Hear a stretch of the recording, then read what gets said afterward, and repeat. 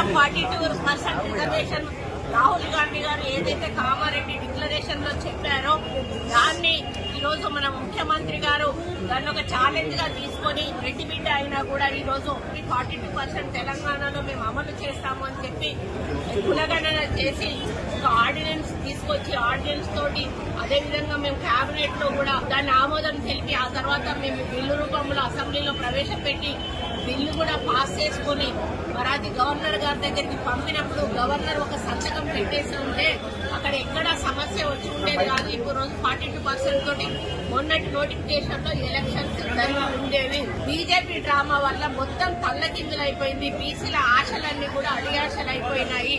మరి వాళ్ళు అసెంబ్లీలో మద్దతు చెప్పారు, బయటికి పోయినాక తోక జాడిచ్చారు.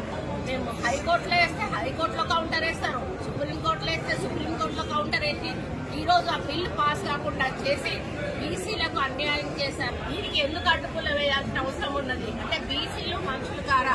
బీసీల సంఖ్యకు వాళ్ళకు న్యాయం జరగొద్దా? సంఖ్యాపరంగా మాకు రావాల్సిన న్యాయం మాకు ఎందుకు రాకూడదు అని మన ముఖ్యమంత్రి గారు ఆయన ఫార్వర్డ్ కాస్ట్ అయినా కూడా ఆయన ఎంతో అభిమానంతో ప్రేమతోటి రాహుల్ గాంధీ గారి మీద ఉన్న గౌరవంతో కాంగ్రెస్ పార్టీ ఇచ్చినటువంటి ఒక డిసిషన్ తోటి ఆయన ముందుకు వెళ్ళినప్పుడు ఈరోజు మొత్తంగా ఈ యొక్క బీజేపీ బీఆర్ఎస్ ప్రభుత్వాలు దీన్ని అడ్డుపడి అమలు కాకుండా చేసినటువంటి ఘనత వాళ్ళకు దక్కుతుంది.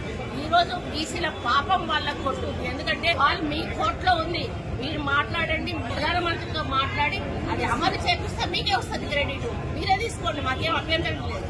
కానీ మాకు బీసీలకు మాత్రం 42% కావాలి.